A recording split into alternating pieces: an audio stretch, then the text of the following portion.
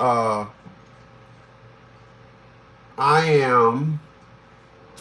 want to make sure I got my volumes. I want to make sure I got my stuff in here. So we're gonna does this like this. Yowza, yowza, yowza. Yowza, yowza, yowza. Okay, we are on both things, so we good. All right, so nothing, and I mean nothing. What's going on, Chaos? I see you. Gosh, man, dang. But I'm here today. Nothing makes me happy more than the title I'm bringing y'all today. Nothing makes me more happy than the title I'm bringing y'all today. What I will never let, I will never let a woman tell me after 56 years of living, a man like me is preferred. Not happening. This is a story about MERRITT Caldwell. MERRITT Caldwell was a warden at a prison. And she said, nope. I want to take this dirty dick nigga nut. That's what she said. She said, I cannot go back to the sisterhood. I cannot have the sisterhood thinking that I'm bougie. I can't have the sisterhood thinking that I'm so bougie that I'm not down. I'm not going to surrender this nookie to some prisoner. You know, I'm not going to collect the Section 8 sauce from a prisoner. Give me a second. She said, nope. I know he's a prisoner. I'm the warden. But I got to get this up to him. I got to get this nookie up. He got to get this first class nookie. Oh, he got to be a thug. He got life in prison. I'm going to give up. Oh, he going to get this sauce. He going to get this. I mean, I'm the warden. But more so than that, it makes me feel good to look at stories like this, because I will never allow a woman to tell me once again that they want a man like me. They don't want men like me. Women, especially women of color, have shown me that no good dudes, somebody that has a lower moral class than them, someone that has lower power than them, are the most preferred. If they can be sass with them, they are the most preferred. If they if they can bully them, they are most preferred. If they can have a psychological tantrum and still be in control, they prefer guys like that. Nothing hits home more than what I said than a female prison guard and an inmate, a male inmate. Nothing strikes that accord more than I'm the person of dominance and you are nobody. Therefore, you know what it is. I just want that, you know. But this woman of color, because they don't have nobody at home to go to, they get their variety out when they go out in the streets. They look at him and be like, I mean, anybody. So it's a zero class of that these individuals seek out. So when they want to get that nut skeeted on their face,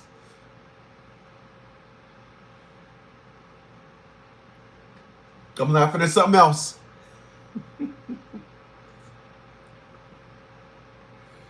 I'm laughing at something else. When they want to get that nut skeeted on their face, nothing puts a woman in more of her lane, a woman of color, more in her lane than a warden and an inmate. This story, not surprising to me. As a matter of fact, I picked this story because I want to help the young cats understand. And I want to help you young guys understand that when you hear me speak, it's not because there's something wrong with me. Like I told you guys, or if I didn't say, I am not, let me say this. I blame all of my issues as to why I'm single today on me. I am blaming the The reason why I am a failure in all my relationships, I am blaming it all on me. I am blaming my current status of interaction with a woman. I'm blaming it on me. Here's why. I was stupid enough, and I mean stupid enough, and I mean stupid enough. No, that wasn't an echo or a glitch. I was repeating it because I wanted to make sure this point hit home. I was stupid enough to surrender myself for pennies on a dollar. Do you know that at 56 years old, there is not one woman that could say, I gave him 20% of me? Not one. It was, I simply showed him interest and he was all in. That is why I am saying I am to blame. But then there's a flip side to the perspective of me being to blame. Because even if a woman say I'm not giving him more than 20%, once I've given them 100% of me, when I give you 100% of me, when you have my attention, when you got me on your roster, you should change something. Nothing changed. As a matter of fact, the percentage of what I was given lowered. But then I get older. Appreciate those thumbs up, y'all. Remember, I charge $1 to watch my live streams. You see that money sign next to the chat, or look below, you'll see my Cash App link. You will give me my $1, but you can waive all that and give me my thumbs up. That thumbs up is your fee. Appreciate it.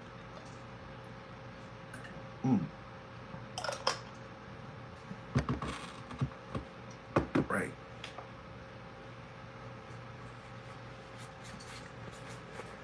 So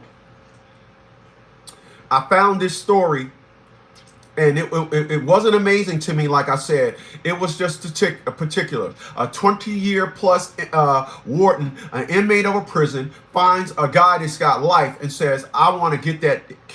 Nope, I want your dick. I know I'm the warden. I'm the top. Nothing is going to be the prize more than you when you get your prison calls by you saying you fucking me. Nothing is going to give. Let the niggas know in the streets when we up in this mug. Yeah, I'm in charge, but you got access to this pussy. You can get this pussy. Yeah, that's right. So the situation was reckless from the beginning, but the spin on the reckless was that the dude had HIV.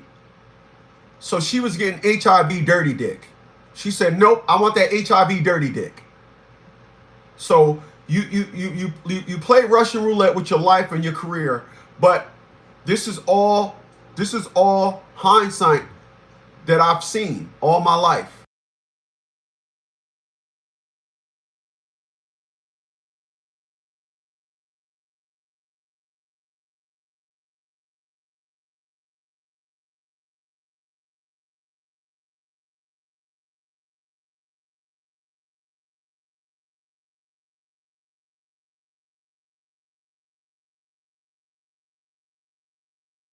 What I'm saying is, when I listened to this story, it was not a shock to me. When I listened to this story, I said, thank you. Because, you know, I can go through my life and say to myself, I can go through my life and constantly keep saying, hey, look, this person is interested in me. Maybe I'm being too hard. Nope, I'm not being too hard, because like I was talking to my franchisee, and I said to him, and I quote, it's amazing how I now understand my worth. I'm not giving myself away for pennies on a dollar, and no woman is willing to pay my price. What is my price? I'm first. I will never be first. What I've been shown is that in the sisterhood is that the sisterhood comes first. My daughter showed me that her mother's hatred towards me will come before our love. My own mother showed me that the hatred for her sons will come, and she'll put the love for her nieces before her sons. Every woman have showed me, I set a date. Nope, they got something going on with the sisterhood. That falls through. This is what I learned. This is what I've learned. This is what I see. And here's the unique thing about women. They will do something to you and expect you to wipe that off the slate. You can do something and say, well, this is that, and they can say, oh wow, that's our situation. Sorry, and then think that you're gonna come around and say, well, you know what? I'm gonna put that aside. If you ain't treating me, I'm not number one. I'm not interested. We can be friends. We can talk for 20 years, But I get it. I am not number one. And I'm going to tell all you guys out there something. And I'm going to mean this when I say this. If a woman ain't giving you a baby, if a woman ain't giving you a baby, and here's what I mean when I say this. So don't just think, I'm going to play this video for y'all, but I want to say this so y'all could understand something. And I don't want y'all to take it out of context. If you don't want children no more, I get it. But let a woman at least ask you, do you want me to have your baby? The ultimate homage you can pay to a man is to have his baby. What you guys see when you navigate yourself throughout society, you see women paying homage to dirty dick. That's what you see. You see women paying homage to dirty dick. That's what you see. And then they meet you, and it's, I'm not that. I don't think I want to do that. I'm not doing this. I'm not doing that. No good dudes don't hear. They don't hear I don't. No good dudes get a resume of what would you like me to do. They get that in abundance. And I'm here to tell you, as a nice guy, X, I understand now. Simply put, when you guys are in a relationship, you will know that woman love you when she asks, or when y'all talk about she dropping your baby. If you are 45 years old or 50 years old, and you meet that woman, and she just start, oh, my baby having days are over, I'm not trying to have no baby. Just look at who she had a baby with, and then ask her, like I did all of them. So I want to get this straight. You had all your babies with bums, but meet a good man, and he got to listen to what they should have got. No, I'm just saying, I'm not asking. I'm saying I get to hear what they got, what they should have got, rather. And that's what it gets down to. I understand women now more than I ever did. And what I understand when it comes to it is, just stay yourself. You are not their first choice. Just stay yourself. Because if like I said, if you live right next door to their job and they live 100 miles away and they got to commute, they will not move in with you. They'll say, well, let's move in together, but you move in with me. They want to be in a situation where they are in control. If you put them first, if you ever hear, we can't because I got to do something with somebody else, you are not first. And who in their right mind wants to be second? Who? But according to women, they don't see this because they truly think that they say enough to you for you to understand. Oh, and I want to be clear.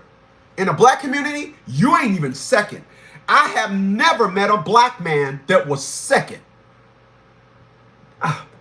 Black men comes in around 7th or 6th priority. I used to think 4 or 5. Well, we are 7th or 6th. It's the job, the mom, if they got a brother or sister, now at my age, if the brother or sister got kids, the sisterhood, the alpha, gamma, alpha, the sorority sisters, and then it's the females that they meet at work. It's always some class of females. And then you, after everything gets exhausted, after everything gets burnt out, then it's you.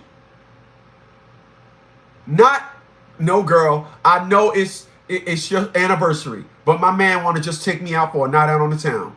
It's not that. It's not that. When you see these, I'm telling you, when you see, these are things to look out for. If you don't see these things, that's what it gets down to. So when you meet a woman, or you look at, if you go navigate yourself around social media, and you see an individual that's 25 years plus in the game, or warden up a dang on prison system of male prisoners, and said, I'm going to get this dude the pussy.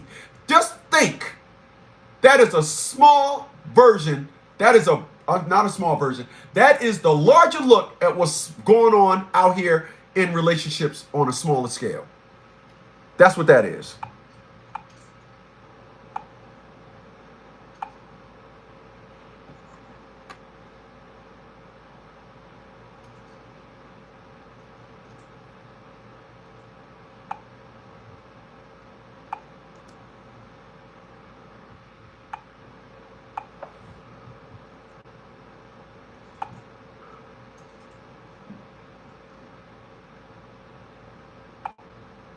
Her office, like herself, was the epitome of order and discipline. River Creek Prison met the October morning with its usual routine. The heavy gates opened at 7:30 sharp, letting in an armored corrections van. MERRITT Caldwell watched its approach from the window of her office on the 3rd floor of the administration building, absently stirring her long, cooled coffee. Her office, like herself, was the epitome of order and discipline.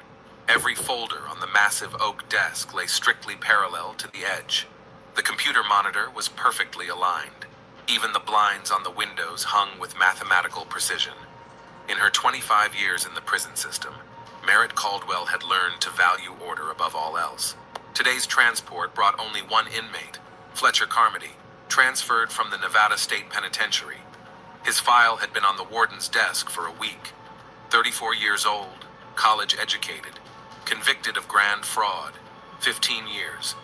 Impeccable behavior, worked in the prison library. MERRITT fixed her impeccably styled graying hair and walked. She put him in a prison library to isolate him. She knew she wanted that dick from day one. She read his file.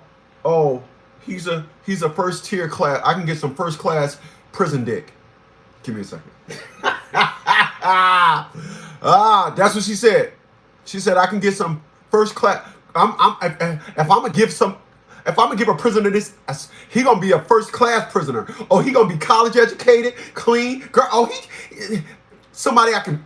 And then when he get out, when she get out, I can possibly start a life with him. Amazing. Let us continue. Down to the reception area. Her heels beat a steady rhythm on the concrete floor. The guards stood at attention as she passed by. She was respected and feared in that order. Carmody appeared to be a tall, well-built man with regular features and an attentive look in his brown eyes. His hands were cuffed, but he held himself with a kind of quiet dignity. "Welcome to River Creek, Mr. Carmody." MERRITT's voice sounded smooth and cold. "I'm the warden, Mrs. Caldwell. We have strict rules." Of course it sounded smooth. She was rapping to him from the day one. She was saying to him, "Oh no, you getting this pussy. Oh no, you getting this pussy." And this is the reason why I am where I'm at today. I will find love in continuously buying cars. I will find love in working out. I get back up at 4 in the morning now. I feel good. I am not. Listen. I've just seen too much. I've just seen too much, and I just seen too much.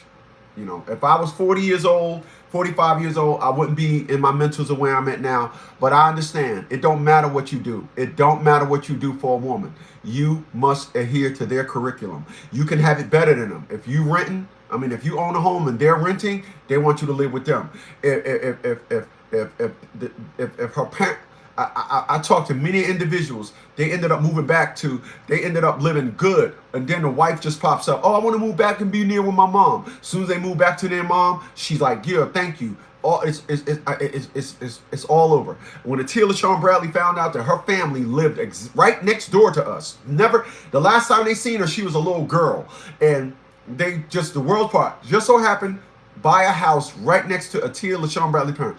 Once she found that out, it was like, I got a power source, so when I want to do wrong, it is just what I see. If a woman is not putting you first,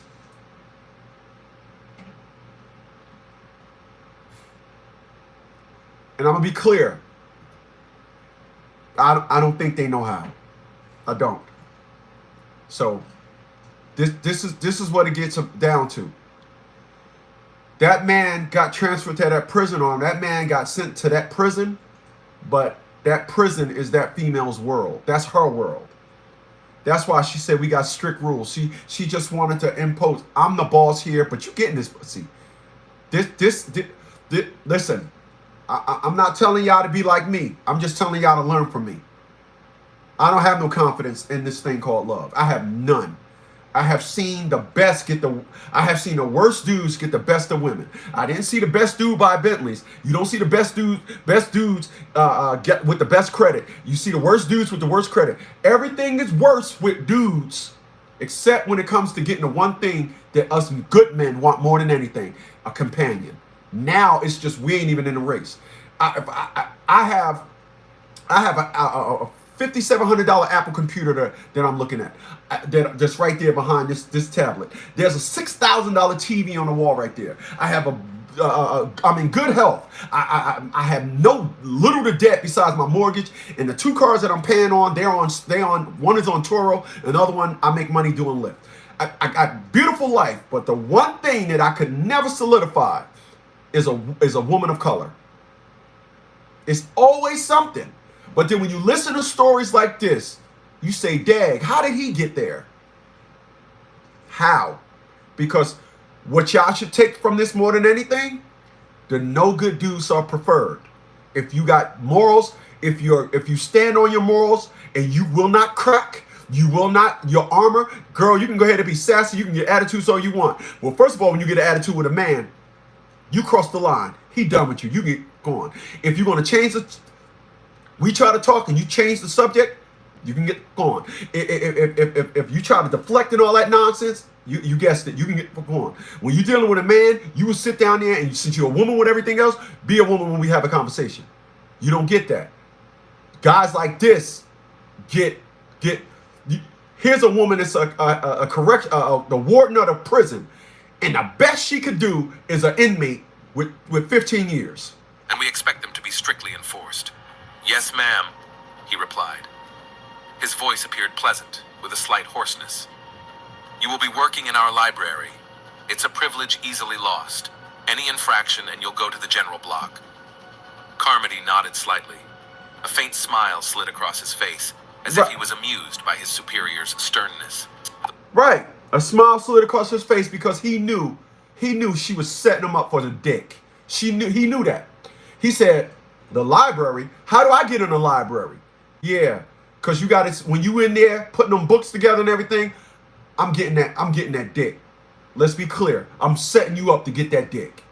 The library was the pride of River Creek. 15,000 volumes, a computer catalog, a spacious reading room. It was where classes were held for inmates who wanted an education. Merritt personally saw to the paperwork and handed the new inmate over to Warden Dakota Ramsey, a young woman with a military bearing and a keen eye. Back in her office, Merritt looked over Carmody's file one more time. Something about it alarmed her. Perhaps it was that faint smile, or a too direct gaze. Prison was no place to be cocky. That was the first thing you learned behind bars. The day went on as usual. Staff meeting, reports, rounds of the grounds. River Creek lived by its own rules. There was a hierarchy here, both among the prisoners and the staff. Merritt knew all the unwritten rules and knew how to use them to keep order. Toward evening, she saw Carmody again in the library. He was methodically arranging the books, making notes in a journal. His movements were precise and sure, as if he'd been doing it all his life. How are you settling in? She asked, stopping at a shelving unit. So what prison warden cares about how an inmate is settling in? Why does she care? It's not a job. He's not getting paid for it. You're in prison. It's not supposed to be a vacation. But of course, when you setting up that dick, she'll do anything to strike up conversation. She's like, you're gonna land that plane in my coochie. That's what you're about to do. The cataloging system is a little different from what I'm used to, but I'll figure it out, he replied without taking a break from his work. You have a fine collection of classic literature. Merritt hummed. Usually prisoners didn't notice such details on the first day. I hope you live up to the recommendation, she said dryly, and headed for the exit. I certainly will, Mrs. Caldwell, he said after her. His voice had that slight sneer in it again. Of course. Already in her office, Merritt caught herself rereading his file again. Something was definitely wrong with this Fletcher Carmody. Something she couldn't quite put her finger on yet. And Merritt Caldwell didn't like mysteries in her prison. Outside the window, dusk was thickening. River Creek was preparing for lights out. Somewhere in the back of the prison building, a siren sounded, calling the inmates to their cells. Another day was coming to an end. Another inmate had joined the well-oiled system. Merritt didn't know that this day would be the beginning of a story that would change her life forever. A month passed. Fletcher Carmody quickly put the library in order. The catalog was updated with pedantic precision. Books were returned to the shelves on checkout day, and the reading room was always immaculately clean. Even the most fastidious wardens couldn't find anything to complain about. Merritt looked into the library more and more often on the pretext of checking in. So here's a warden that said, I got him in the library, and that's the most important thing in this prison. Not making sure the guards do drills in case there's a attempt to take over, not making sure the food is good. The whole thing was where she wanted to get that good dick. She said, no, I'm gonna get this good dick. No, I gotta make sure the library is up to snuff. 15,000 books, whatever. I gotta make sure these books is, yeah, because when the Library Association of America come and look at these books, I gotta make sure my library wins first prize. She noticed how skillfully Carmody dealt with the other prisoners. Never raised his voice, but his requests were obeyed without question. That evening, she stayed in the library longer than usual. Carmody was arranging books in the far corner when she stopped at the shelf of classic literature. You've reorganized the classics section, she remarked, running her finger along the spines. Yes, by chronology of works, he echoed, stepping closer. It's easier to trace the development of literary movements that way. Interesting approach. Merritt picked up a tattered volume from the shelf. Jane Austen. I haven't reread it in a while. Pride and Prejudice? He sounded genuinely interested. Or Emma. Reason, she paused. Are you well acquainted with her work? Studied English literature at university, he shrugged. Austen was the subject of my thesis. Her understanding of human nature is remarkably accurate. They talked for nearly an hour. Carmody proved to be a great conversationalist. Erudite. Here's a warden fraternizing. An hour, they chatting, they kicking it. But what happened? Unbeknownst to her, dude had HIV. And him having HIV, and she wanting to give him the... See, I really don't think they got condoms in prison. So, she gave him that dope wet, you know, because women of color, it's all about the dope wet. Mm-hmm.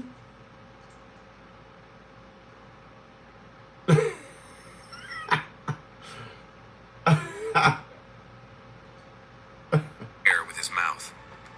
Mine now. Harris leaned in close to his ear. Everything that happens here is my business. The guards pretended not to notice anything. Fletcher realized this was just the beginning. News of his affair with the warden had already spread throughout the prison. For men like Harris, it was a gift of fate, an opportunity to put the upstart in his place. In the evening, lying on the hard bunk, Fletcher listened to the sounds of the cell block. Somewhere a prisoner was screaming, like a nightmare. The guard's keys jingled. Water dripped from a faulty faucet. He thought of the library, the smell of old books, the silence of the reading room, the warm evenings with Merritt. It all seemed like another life now, almost a dream. Hey, Carmody. Marcus Wayne's voice came through the wall. You know what they're going to do to you, don't you? Fletcher knew. There was no room in the prison hierarchy for those who slept with their superiors, especially if it ends in scandal. The next day during lunch, someone accidentally... Hot soup spilled out onto his robe. His soap disappeared in the shower room. Minor bullying, harbingers of greater misfortune. Dakota Ramsey occasionally walked past his cell. Her face was impenetrable, but once she lingered a second longer than usual. She really loved you. It sounded like a judgment. By the end of the week, Fletcher noticed that the guards were passing his cell less frequently. At certain hours, the corridor seemed to die out. He knew it meant he was in for a surprise. Friday night, he wrote a letter to Merritt. He wrote 3 pages in small handwriting, trying to explain the inexplicable. He told her about his diagnosis, about his fear of loneliness, about how it was impossible to resist her strength and vulnerability. So here's a guy who I'm talking to. I'm talking to the guys that are like me, that don't seem to have a woman that will give their career and whole life, and you know, even when you don't got dirty, you still can't seem to get a woman to say, you know what, look at you and say, I'm putting all my cards on this guy. You know? Here's a guy that got it made. Here's a guy that, you know, we all should be jealous of. I'm talking about all those guys that wanted a wife and couldn't find one. All the guys, especially my age. I'm an old fart, man. This give me a second. I'm an old fart, you know. Love is I got no chance at this thing, you know. I'm not worthy. I'm not worthy of the ill nana, you know. I'm looking to buy a blow up doll. If anybody got any good blow up dolls, I want the one with the big lips.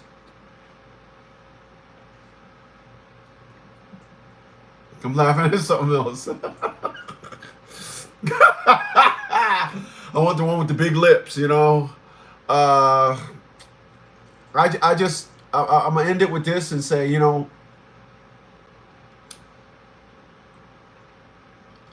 once again, if it's anything I want y'all to learn from me, couple things. Number one, don't try to be down with nobody. I'm talking from love. Don't try to be down with no woman. Don't try. I'm not saying women are bad. I'm not saying nothing. What I'm simply saying is, you thinking you're coming at them with honesty and love, and it's like, where do you fit in my world? Their whole perspective and narrative is, where do you fit in my world? After the mid 90s, I have never seen a woman that surrendered her world and went with the guy. Before that, it wasn't even a question. Every woman that I know, every man that I know that got married, the woman surrendered their life and followed the man. Let me say that again. The woman surrendered their life and followed the man. All these women run around here, and in their perspective, and they're women of color, their perspective and narrative is that men are no good, men are nothing, and they want to use that as some type of security code to say, well, I could never, because you might, and you never know if this and all that. Let me tell you something. Me personally, every woman that knows me knows there is layers to my downfall.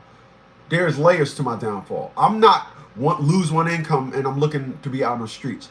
In order for me to ever have a problem where my finances is deemed insufficient to support my life, I mean, I have 9 credit cards and only got a balance on one of them. So, you know, I'm saying that because there are people that say, I'm living off my credit cards. I would get through that. But it ain't even that. I have my life. It's going to take a while before I ever bottom out. It don't matter. A woman will apply that. I don't want to do nothing with you. I don't trust a man. Like I said, if you don't learn nothing from me, learn that. Don't, under circumstances zero, try to be down with a woman. If she's not trying to be down with you, because you're the catch, you're the man. There are 7 of them to every one of you. If that's not enough for her to say, you know what, I am not going to find a good man like this again. If that's not enough for them to do that, it's okay. I'm not saying to do anything. What I'm saying is, it's okay. Me personally, I'm not trying to be down. If an individual ain't trying to be down with me. Thing number 2. A lot of you guys, I'm telling you, what I haven't seen in decades was relationships that have curriculum. Let me tell you what I mean by that. Relationships that have curriculum. Every relationship I've seen, individuals got together via forfeiture. We messed around and had a baby. Oh, she lost her apartment, I let her move in, then we became in a relationship. Last year, or should I say the year before last, yeah, that was last year, the year before last, In 2023, when I let that chick move in with me, she said, I need a place to stay for a month. And then 3 days later, she walking around with her titties all out, big giant nipples. I was supposed to say, oh, I want that. See, no, I wasn't interested. Because I knew that once I get up in that, then all of a sudden, now you just signed a lease to my house. Wasn't happening. So I was just like, oh, she came to me bouncing her titty, and my titty's big. Yeah, just washing the dishes. Yeah, I'm on big. Nope. If you and a woman decide that y'all are going to be in a relationship, y'all need to write the curriculum of y'all relationship. What are we trying to establish? Okay, let's do this. By this time, we should be moving forward. What I never did is had a curriculum with a woman. It was all, we just go together, and there's nothing. There's no curriculum. There's none. And then what happens is you're looking to move forward, but there's nothing to compare it to. Because you didn't establish nothing. Don't do that. Don't do that. What you guys got to do, once again, is when you decide you're going to be in a relationship with a woman, you need to establish a curriculum. What are we doing? Are we just Are we going? What are we trying to establish? Okay, well, just curious. If you do that and I do that, how is that? Establish a curriculum. If not, give me a second.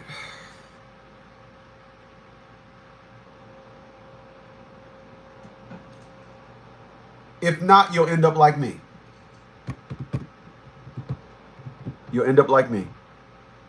So number one, don't be trying to be don't be trying to be down with them.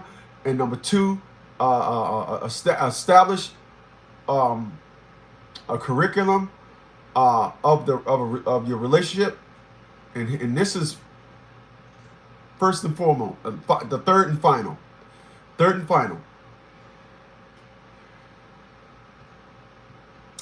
Do not, under circumstances zero, put a woman first. They're not going to put you first. Once again, I'm 56 years old. I'm an old guy, elder statesman. I've never had a woman put me first. My ex-wife and I, when we were together, I was paying for her son to go to. I was paying daycare for her son, only to find out she was getting welfare, paying for it, but I was giving her money. So she just tricked me, pimped me out. Atila LaShawn Bradley was losing her apartment. This is what I told y'all about. We only lived together because she was losing her apartment. And that was a scam. She claimed that the place that she was living at, the owner was selling it, so I let her come move in with me. And 2 years later, I ride past there. He's still living in the house.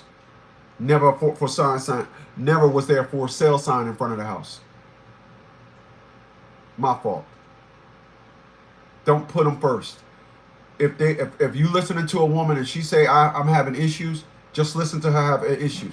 Do not apply no input. If she say, wow, my car getting repoed, just listen. Don't ask, what are you gonna do? If my car getting repoed, wow, okay. Yeah, they do. Oh, when they ain't coming to get it? Oh, okay. Yeah, I hear you. Yeah, because one time I didn't have no car. I just got the lift app. That's all you say. I got 7 cars. You can have a car problem all you want. You're not holding one of my cars. Your issues are yours. I realized this last year when I had the accident on my motorcycle. And my leg was, I told y'all, my leg was swollen. I couldn't drive myself to the hospital. It took three days for the swelling to go down for me to. I didn't have nobody to come and say, I got you. I didn't. Well, just lay in the back and lay across the thing. I know you can't bend your leg, but just lay across the thing. I didn't have that. But this no good dude can get him some pussy. Guy can go to prison, and a black woman could say the sisterhood rules say that because you're a jailbird bum, and you got HIV dirty, then I got to give you some. Because you having HIV puts a more spice into the sisterhood issue, because they love that problematic. They love that they love when that dude got problems. When ain't nothing wrong with you, you're not wanted in the community you guys call black. So just take heed to that. please. I'll catch you guys on the next one.